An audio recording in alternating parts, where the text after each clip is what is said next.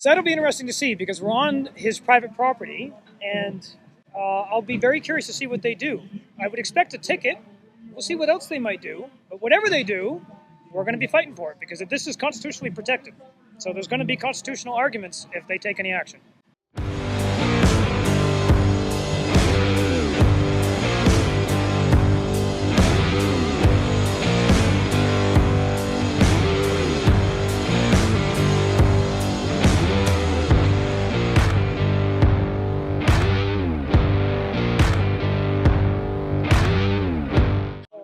All right, here with James Kitchen, constitutional lawyer. And I believe, James, you have worked and are still working with the JCCF. That's right. And with Lawyers for Truth in Calgary as well.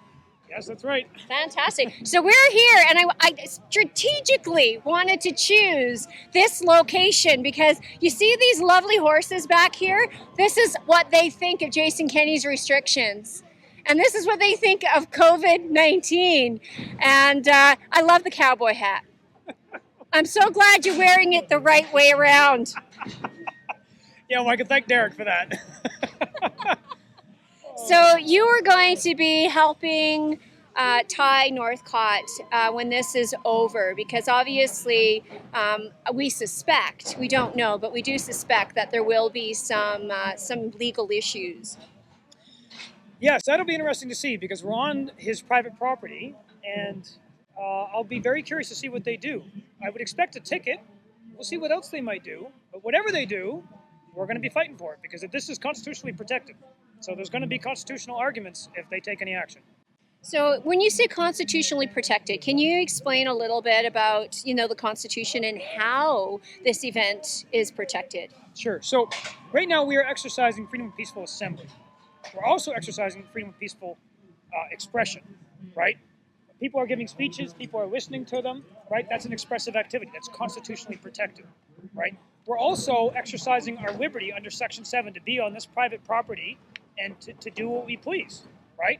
So those are layers of charter rights that protect what we're doing, and any enforcement against this would be a violation of that. Then the government can only get away with that violation if they can justify it, and they can't justify it based on the science. So it's unlawful for them to interfere with this. So in essence, they actually have yet to provide any evidence. I know when you guys were doing your case with Pastor Coates, you've requested evidence, and the courts have actually agreed that they do not have to provide it. That's right. So we initially filed some actions here in Alberta in December, and the government essentially said, we won't be able to provide any evidence that what we're doing is justified until July of 2021. Now, you got to think about that because they started this back in March of 2020. That's about 15 months or so, right? So we file after they've been doing this for 9 months. They say, we don't have any evidence and we're not going to have it for 6 months. Well, they've been doing it for 9 months. Why the hell do they need another 6 months? That's absurd. Well, aren't they supposed to have the evidence, before they actually put the restrictions in place? Well, yeah, normally when you see charter violations by governments that are in fact justified, that's exactly what you see. They have the evidence before they do it, right? Here, they didn't have the evidence before. They didn't have the evidence when they did it. And now 9 months later, well, now it's 14 months later, they still don't have the evidence, right? That's not a country that adheres to the rule of law. That's not a government that actually has any respect for the law, because if they did, that's the obligation they would be trying to meet. So where does this end, James, honestly? It ends in a country that's no longer free. It ends with the loss of our Constitution, unless people say we want it back, because it's not going to come back on its own. Right? I'm not going to be able to get it back in the courts, unless the courts feel that that's what the people actually want. So far, the courts have been very, very happy to let this go on. Injunction application after injunction application has been denied by the courts in this country. They seem ready to live in a country that's not free anymore. So the people are going to have to demand it back. Freedom is taken, it's not given. If we're going to get it back, we got to take it back. And so what do we have to do to take it back? Exercise your rights. You exercise them or you lose them, right? It's doing what we're doing here today, saying, no, we're done complying with this. We're going to peacefully engage in peaceful civil disobedience, right? Because we're going to exercise our rights. These people aren't lawbreakers.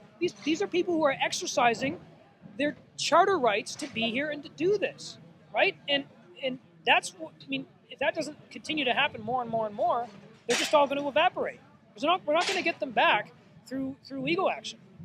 I mean, I don't think so. I hope so. I'm trying, right? But we've been trying for months, and we just keep getting denied, and the government keeps being granted by the courts their adjournments to get their evidence. So I don't know where this is going to go. So civil disobedience, rodeos, take the mask off. Let's not comply with the restrictions. That's right. That's how it works, right? So freedom is ours to lose, not for ours to gain. That's exactly it. So, I mean, if you can't just sit around waiting for the courts to give our freedom back. In the meantime, you're going to continue to pile up in the bankruptcies and the suicides and everything else. And ultimately, history shows that the more freedoms you give up and the longer you give them up, the harder it is to get them back and the less you get back, right? With each passing month that we put up with this, we're going to come out at the end with a less free country. So we got to do something about it now. Fantastic. And you're going to be speaking and saying exactly that to this great crowd today. Well, I already did, actually. Oh, how did I miss that? No, that's honestly what I tell people. Look, I mean, I don't want people to break the law. I want them to exercise their constitutional rights because the Constitution is the supreme law of the country, right? And so that's my job, is to help advise people to say, yes, what you're doing here is constitutionally protected, or what you're doing here isn't, right? When people ask me, can I go peacefully protest? I say, yes. Let me show you. Section 2C of the Charter and 2B of the Charter protects your right to do that. And the government hasn't demonstrated that they are lawfully keeping you from doing that. And until such time as they do, go ahead. Right? And this is important because people don't realize some of the best constitutional cases we have are from people peacefully disobeying the law in exercise of their constitutional rights and then saying, let's argue about it at the courts. That's actually a perfectly legitimate thing to do. That's what we're doing here today, right? And then the courts, which is the best institution our society has for sorting out the truth of things, will get to sort out the truth at the end, right? But what we can't do is just sit around and not exercise our rights and wait for the courts to save us. No, we need to exercise our rights, and then the government comes after us, and then we go to court, and we get at the truth of things. Fantastic. So as I've been telling people, the Gulag Archipelago, the author, the most courageous thing that a person can do is to not partake in the lie. That's right. Exactly. Live not by lies. Live by the truth, right? These people know the truth, and they're acting on it.